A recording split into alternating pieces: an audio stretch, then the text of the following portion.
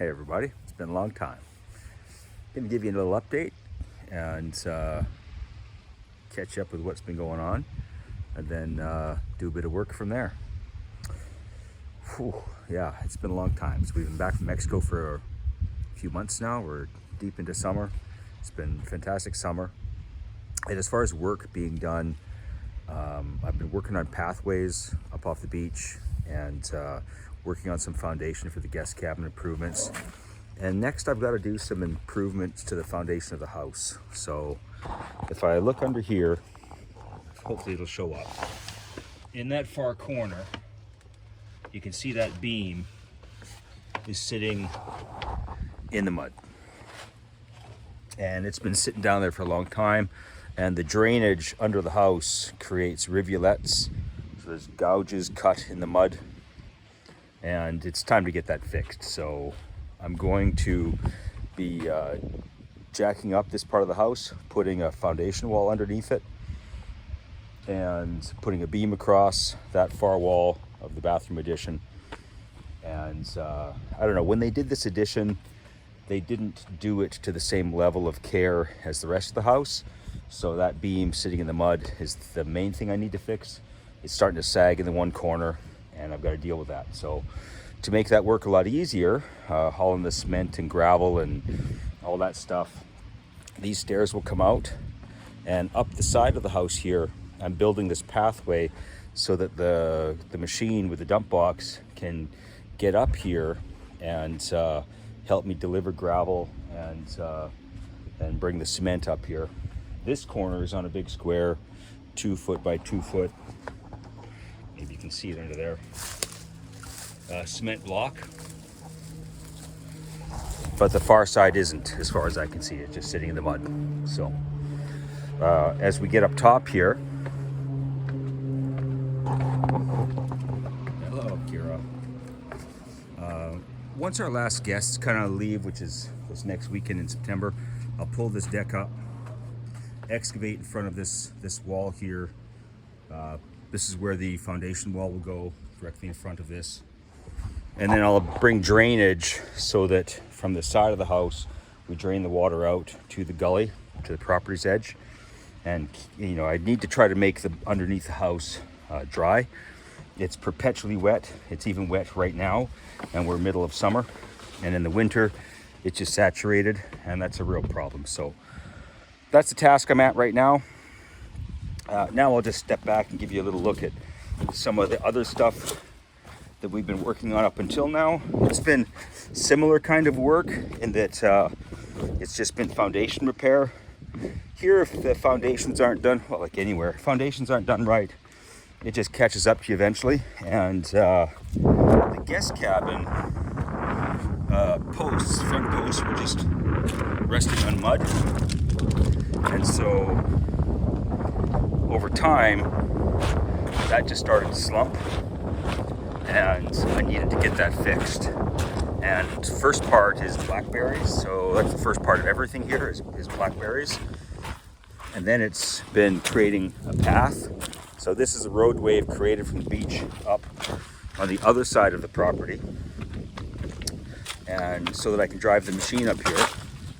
Because being able to drive the machine up here just makes all this kind of work a lot easier.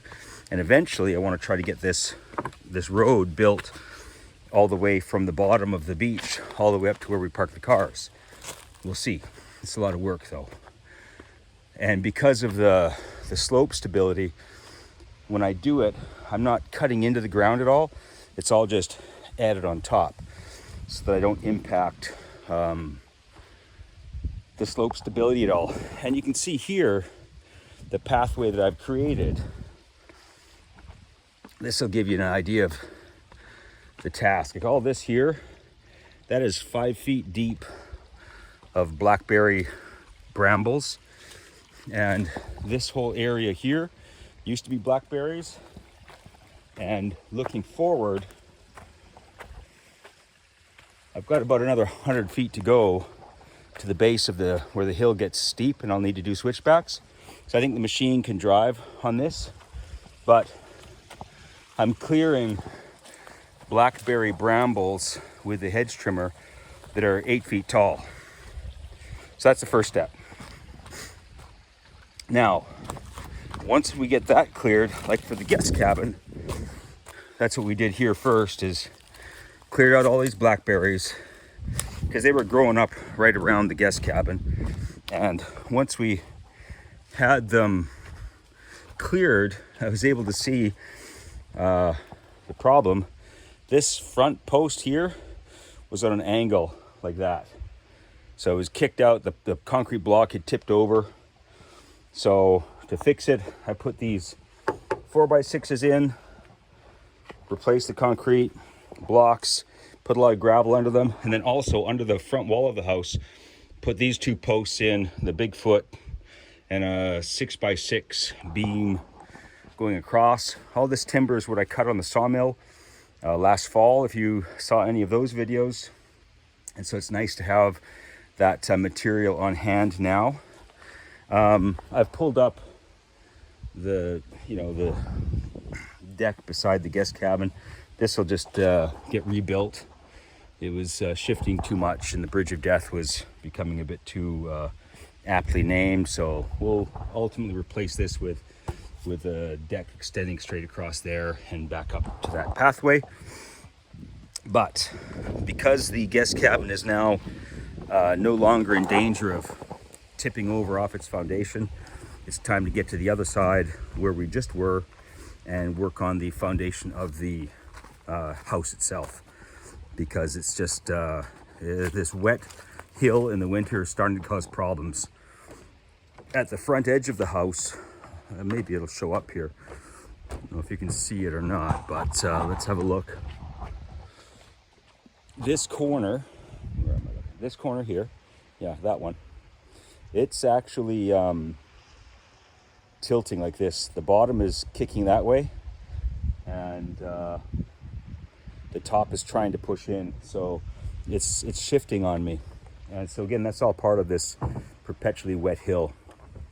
So my plan to fix that is to put a foundation wall across the front, dig a drainage ditch across the front, put drain pipe and gravel in there, and then additional drainage off the side of the house down here that kind of dumps into this ravine. And then I will haul gravel and put gravel underneath the house so that we can have it terraced flat. The electric machine will park here. That little shelf or platform will be removed, and the electric machine will drive in there and park beside the electrical panels, and that's where it'll kind of sit for storage and charging. And then if I get gravel into the house, that'll also help us with mosquitoes and such. So we'll drain it, trench it, and then gravel it. So next steps, all these logs here, I'm trying to create this area here. I'm going to haul some more logs there to create a bridge over that open air piece there. And then once we're on this part, we can drive. Right now it's pretty dry, but I'll have drainage ditches crisscrossing it to keep it drier. And we'll get some logs up here and fill in with dirt to temper the slope a little bit. Like it's a bit steep there. We'll just kind of make it a bit more measured, and the machine can just drive up this. I'll put some boards across it for traction and to assist with drainage.